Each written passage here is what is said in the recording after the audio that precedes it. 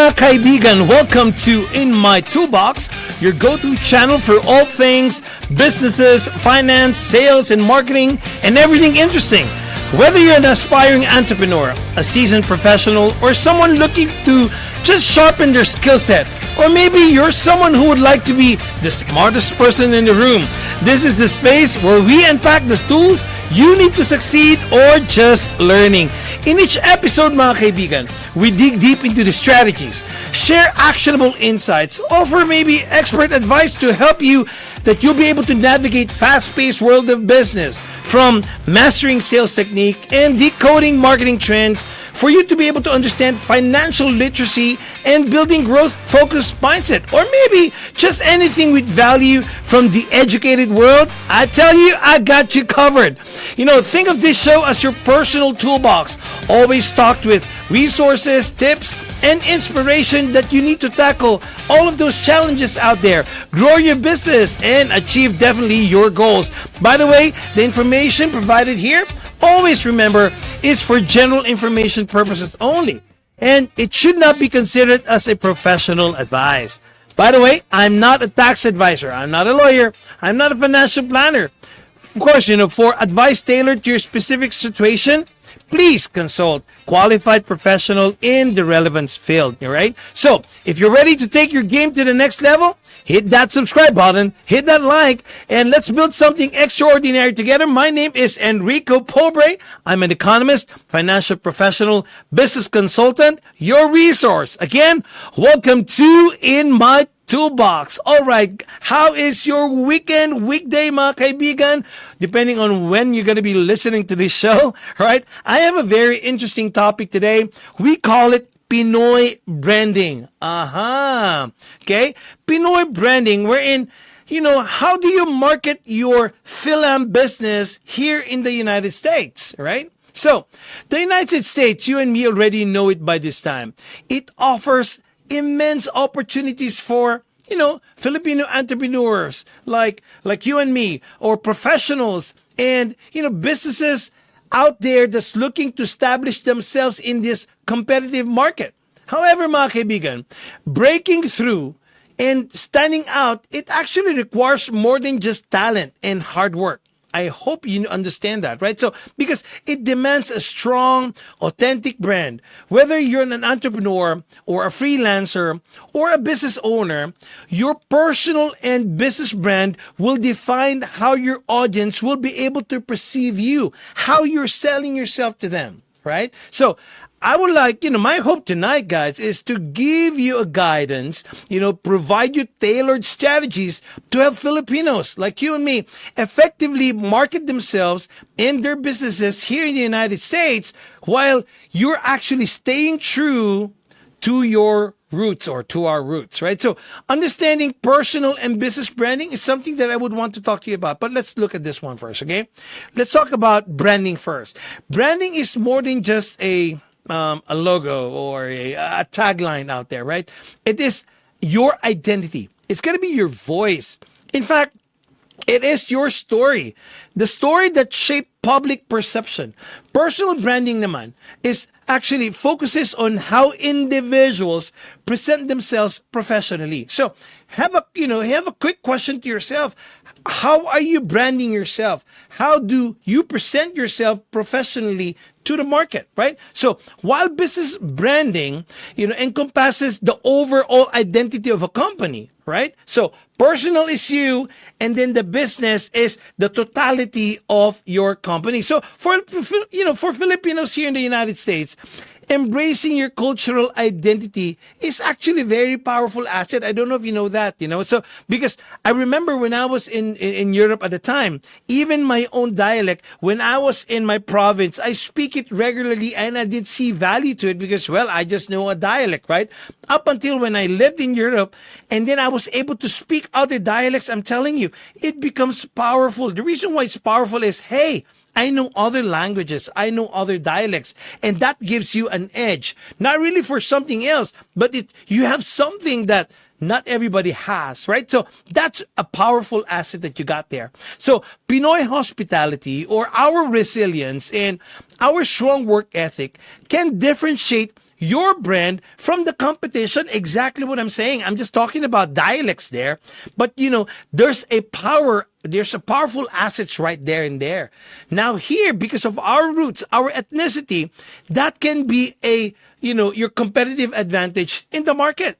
The key here, guys, is to strike a balance between authenticity and adaptation to the American consumer preferences. So, me and my friend a while ago, we're just talking about it, about the whole market here in the United States, or just getting a niche market or a small market segment. Okay, so let's just talk about this one. Number one, maybe that you have to think about is define your unique value proposition. So UVPs, your unique value proposition. Your UVP sets you apart from the competition. You have to ask yourself, what skills do I have? What products do I have? Or what services do I offer that other people or other businesses actually don't? Let's just give you an example. If you're a Filipino digital marketing consultant, let's just say, right? But therefore, you can highlight your expertise in tapping into both mainstream and the one I was talking to you about a while ago, about the niche ethnic market. We being a Filipino, helping their businesses expand their reach. So again, Filipino digital marketing, and then you have that asset that you'll be able to build these businesses, expand their reach, right? Now, another question that you have to ask yourself, how do your Filipino values and your heritage add to a business appeal? Example, a Filipino-owned spa can emphasize the use of a traditional healing technique like, what do you call this? Hilot, right? So you're providing hilot, and hilot is a unique and culturally rich experience.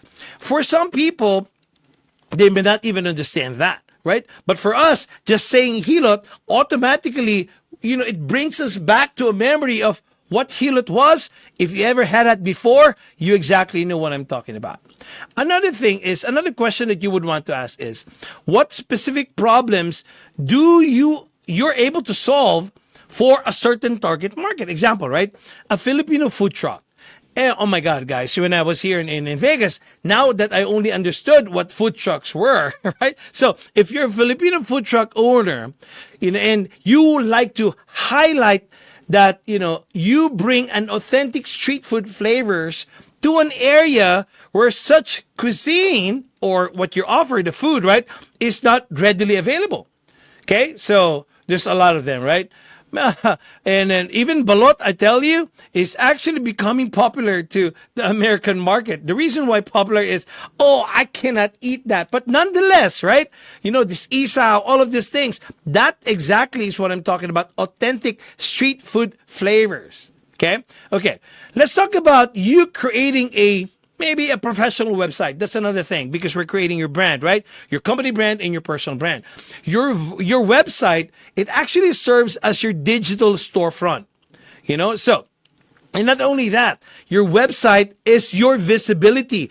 People can find you. How visible are you? So, again, is your website, you have to ask, right? If you already have your website up, the next question for that is, well, is it mobile friendly and easy that these people can easily navigate your website? Not just because you have a website, it might not be fitting into a phone, right? Or an iPad. So you want to make sure that there's this flexibility for someone who's actually doing your website. It can translate from a desktop to a phone or an iPod, right? So that's the reason why I'm asking you, is your mobile, is your website a mobile friendly and people are easy to navigate it? Example, right? A freelance Filipino graphic designer should, have a clean and modern portfolio website that is able to load quickly and be able to showcase, their projects efficiently. So that's another thing that you would want to think about in your professional website. Another thing, in your website, does it clearly communicate your services or your products? And again, the brand story. What does that website, tells other people? Does it actually tell them your story, what you would want to impart, how you actually imagine. Our business all started by imagination. We envisioned it. We dreamed of it. Now, is that dream, you're able to convey that in your website. Does the people look at it? That's the reason why, you're giving them reason why they would want to cater for you. Right? So, example, a Filipino-owned real estate agency maybe can include success stories of helping Filipino families out there buy their, first home in the United States. That's a grand story. Now, if you're a real estate agent here and you have that story in your website, I'm telling you, it's going to be very impactful. Right? So in that website too, it has to include some testimonials from your satisfied customers. Yeah, we see a lot of those in other websites. And this is also the same thing. In your own website, you would want to have some testimonials. People are telling how great the services were, or, how they love the product that you're offering. Example, a Filipino, maybe a financial consultant can feature client the client, or maybe a review that will highlight how they have helped immigrants, Filipinos, understand and navigate U.S. financial system. It has to be in your website too. Again, the website is your storefront. It tells the story of your business, and then people will look at it and perceive it, and by that story, they buy you. Okay. Another thing that you would want to think of is leveraging social media. In this show, we talked about that a lot of times. But are we actually really doing that for our business? Filipinos are known for being highly active on social media. I'm telling you, we are very active in social media. And again, which makes it is an excellent tool for branding. Platforms that you can use like Facebook or Instagram or LinkedIn and even TikTok. You can actually be able to help build credibility. And again, I mentioned a while ago, visibility is very important. Nowadays, when you talk to people, face to face, once you turn around, what do? They Google your name. They try to find you. They try to, to look for your business. And that's visibility and credibility right there and there. Okay, so another thing that you would want to think of when you are, leveraging social media, you share very engaging content. Such as, maybe some behind the scenes or your business operations. And again, testimonials is a very, very, it should be your go-to to create credibility. And then some success stories that you would want to put into your social media. Example, a Filipino baker, they can actually post a video while he is baking. The baking process for, let's just say, how to make an ensaimada. Oh my God, I love ensaimada, right? So, and then this is actually be able to attract food lovers of what ensaimada is. We see that every day. You can do that too in your business, Again, with regard to all these strategies in social media, use high quality visuals. Don't shortchange yourselves. When it comes to visuals, you want to make sure it's high quality. And the videos, guys, it has to showcase your brand. Again, brand is your identity. Brand is your credibility. Brand is your visibility. It talks about the whole and everything about your business. Example, a Filipino may be a fashion entrepreneur. It can post some reels showing before and after styling transformation using their designs.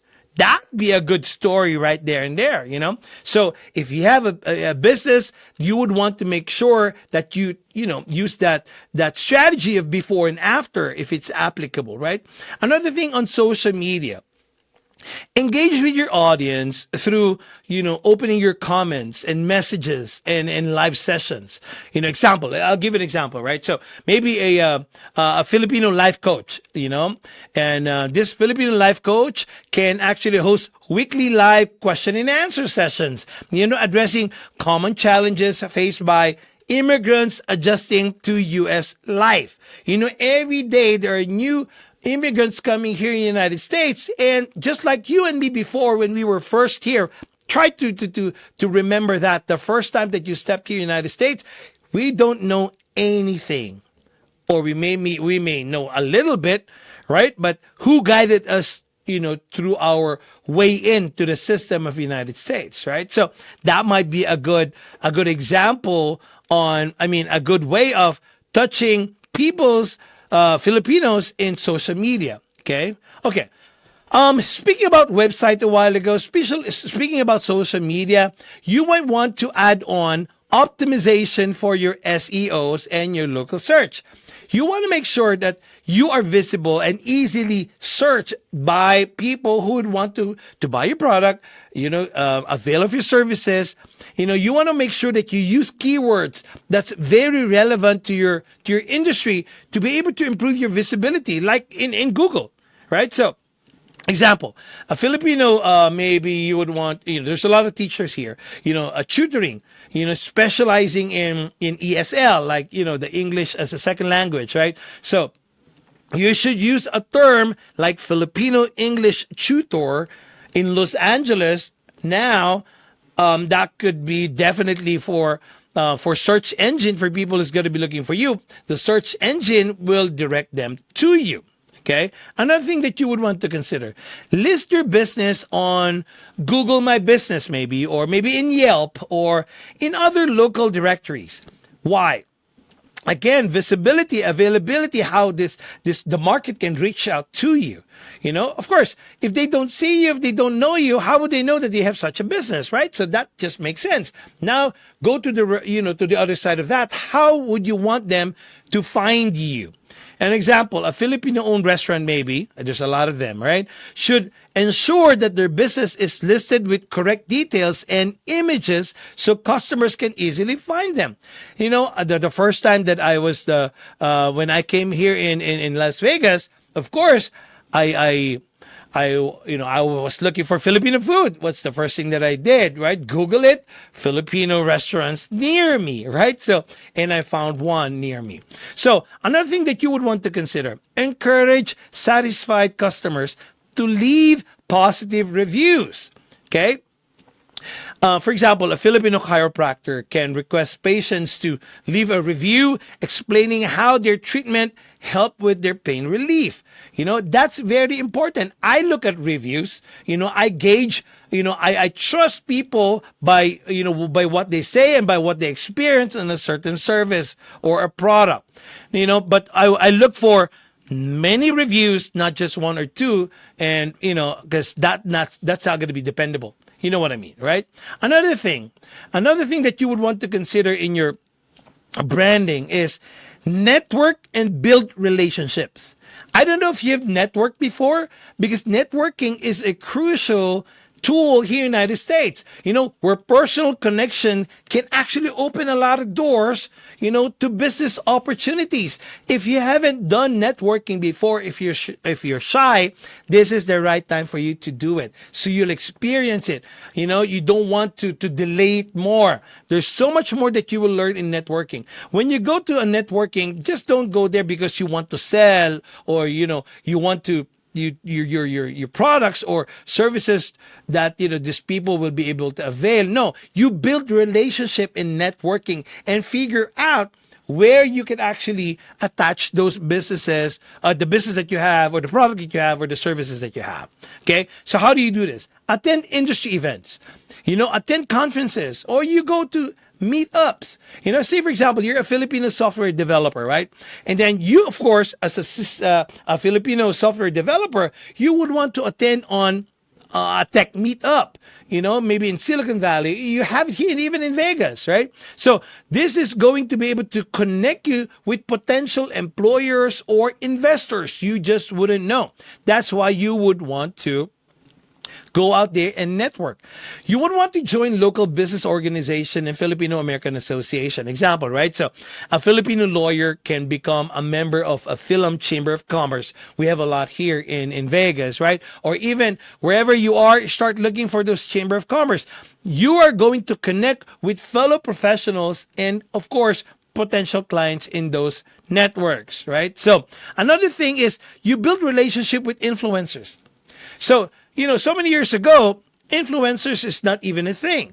But now influencers, by the word itself, it actually, they have followers because they're influencers, and then you would want to build relationship with other professionals in your certain field. Let's just say, a Filipino fashion designer. You can actually collaborate with Filipino American content creators for you to be able to increase your brand exposure. People will be aware. People can see your brand. Okay? Again, guys, you just have to make sure that you go out there and leverage all of these tools, right? Adapt your messaging to the American market as well. You have to, you would want to consider that, especially if you would want to expand more than the Filipino market.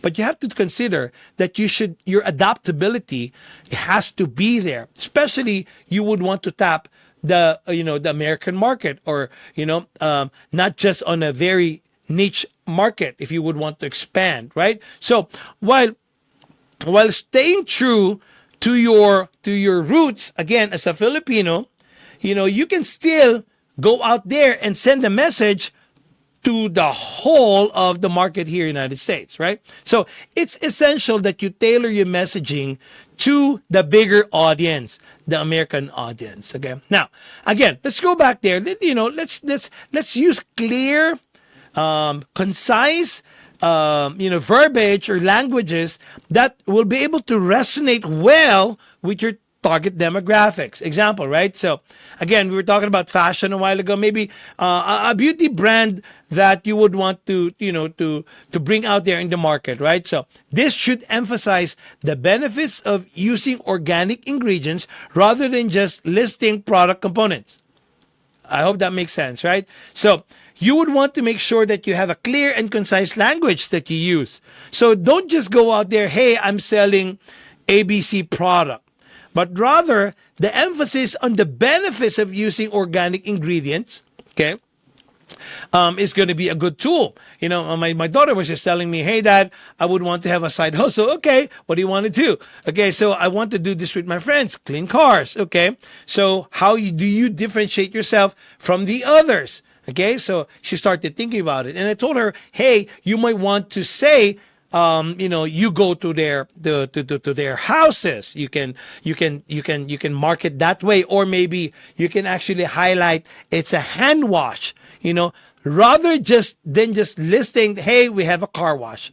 You know what I mean? So highlighting that benefits, and that will actually give you more for the market to say, yes, I want to avail of that service. Okay. Highlight customer benefits rather than just the product features. Okay. Example, right? A Filipino personal trainer, let's just say, should, if you're a personal trainer, you should promote how the workout plan can help clients achieve their fitness goals quickly. It's very simple, but not everybody's actually doing that, right? You just have to, again, give them the benefit, not just the feature of the product. Okay, what can it do to the client, not just what the feature of this product is. Okay, incorporate your storytelling. This, because storytelling, guys, it actually attached to the emotion of the buyers or the market. The emotional connection is very, very important. I'll give you an example. Okay, so if you're a Filipino-owned home care service, for example, you can share success stories of elderly clients receiving compassionate Filipino-style care. See, that's now going to be very, the connection is going to be more powerful because you're actually hitting the emotions of the people. Okay? So again, guys, these are things that you would want to consider. Oh, by the way, we're talking about branding, maybe in branding, you would want to deliver excellent customer experience, does your brand resonates that? Does it tell the story that your company brand or your company could deliver excellent customer experience? American consumers value excellent services. And of course, Filipinos, again, right, are known for their warm hospitality. You would want to make sure that this warm hospitality, you'll be able to use this to your advantage. Now, let's talk more about that delivering excellent customer service experience, okay? Providing prompt and professional communication. you would want to make sure what you say you do and it's clear. And it's, and then by doing such, right, professionally, now they trust you. The credibility is there. They would want your services or your product. Let's just say a Filipino event planner. If you're a Filipino event planner, you should be able to respond within 24 hours to inquiries to build trust and professionalism. Don't wait 48, 72 hours before you respond to them. Customers, especially nowadays, they would want to get response so quickly. Not only that they would know how to get to you, they would also get a quick response from you. Okay? Going the extra mile to ensure customer satisfaction is another key for this, right? So, that's just very simple. If you want to deliver excellent customer service, extra mile. Let's just say you're a Filipino travel agency. You can offer personalized itinerary recommendation based on clients' preferences, right? Can you imagine? You know how to talk to the needs of your market. That's going to be strong customer experience. Encouraging repeat businesses through your, maybe if you have loyalty programs and some special offers, that would be powerful too.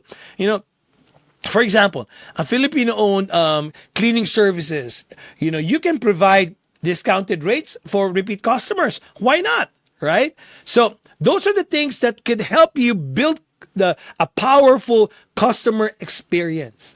Okay, so now branding again. Stay consistent in your branding. Stay, you would want to always innovate for your branding. Building a brand is actually a long-term commitment, mga kaibigan. You would want to stay consistent with your messaging.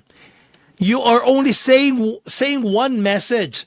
You can say different things, but it actually says one message only. Visuals, of course, is another thing.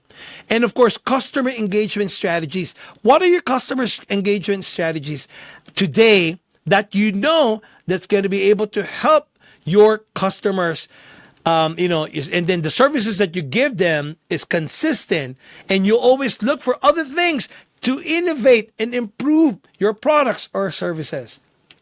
Okay, so again, how do you do that? Well, staying updated especially on industry trends. Example, if you're especially nowadays technology, right? And you're a startup, you should attend AI and innovation conferences to keep up with the latest advancement. That just makes sense, right? Adapting to new marketing strategies and technologies. That's another thing. For example, if you're a Filipino owner of a cafe, you can introduce a mobile ordering app, to improve customer convenience. And then another thing that you would want to do is you always seek for feedback from customers and continuously improving basing on their feedback.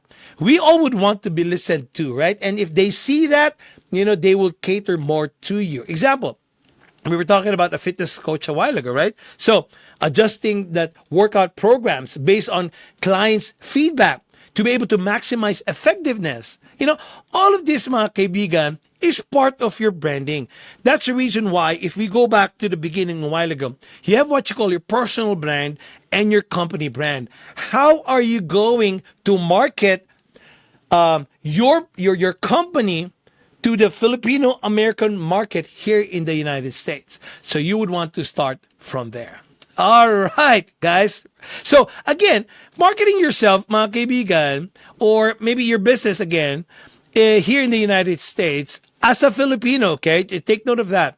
It requires a blend of cultural pride, and then strategic branding, and again, I mentioned a while ago, adaptability. By defining your unique value, you already know what it is from the very beginning, and then leveraging your digital tools, the one we're talking about a while ago, and then your networking, go out there and connect. Start networking, start net weaving, if you may, right? And you provide exceptional services. Now you can create a strong and, the most important thing is sustainable brand. People in the market go back to, and then you embrace, your powerful asset. Your Filipino identity is a very powerful asset. While you cater to the preferences of the American market. Now, the creativity of blending those two matters a lot. And now, if you're able to do that, you'll set yourself up for success, especially in a very competitive U.S. market landscape. All right, mga kaibigan, I hope you learned something today or tonight, right? So, that's just it for our episode here in my toolbox tonight. And of course, I would always love to thank you for tuning in, waiting for the next episode. And don't forget, again, like, share, subscribe. Let's build a community, a strong community of business people here within my toolbox. Until the next episode, stay equipped and keep building your dream. This is Enrico Pobre signing off. See you next time, Toolbox Crew.